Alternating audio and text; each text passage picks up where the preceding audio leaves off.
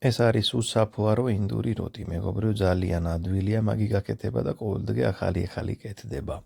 დღიდან დავიწყე, მეგობრებო, ცოტ-ცოტა ვარჯიშის გაკეთება, დაახლოებით 2 თვეა არს მივარჯიშია, ეთქობა დავიწყდა კუნთებს ყველაფერი. ფენოგრიკის თესლებით ვიწყებს, მეგობრებო, ძალიან სასარგებლოა, ძალიან.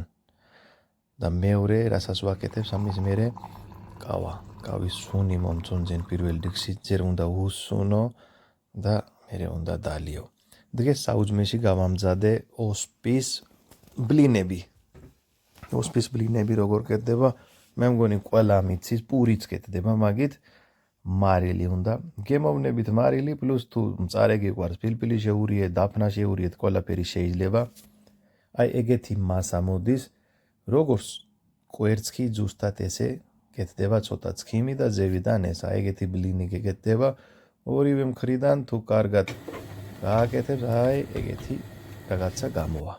ეს მარხვის წინადგია, იმიტომ კვერცხი ვჭამე, როგორც ყოველთვის, ხვალიდან მეც მარხვა შევინახავ და გაჩვენებთ, როგორ შეიძლება ჭამა მარხვის დროს, რო ხორცი არ აჭამო, მაგრამ მაინც მიიღოთ ნუტრიენტები. ლამაზი თბილისი, შევედი მაღაზიაში, შუა დღეა, მაგრამ ვერაფერი ვერ ვნახე, მაგრამ აქ იცი რა საინტერესო იყო, აქ იყო ხაში პირველად დავინახე ეგეთი მარკეტებში. არაფერი არ ავჭამე, დაურეკეთ თამთას, მეთქი გამიმზადეთ ინდური პური. თამთამ გაამზადა ცომი ესე კეთდება, ხელით კეთდება, მაგრამ გვაქვს პატარა რაღაცა, იმის მერე გააფტკელებთ.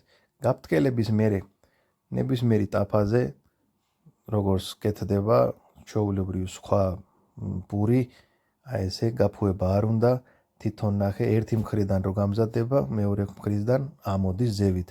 მაგათთან ერთად ეს არის პიურეს კერძი.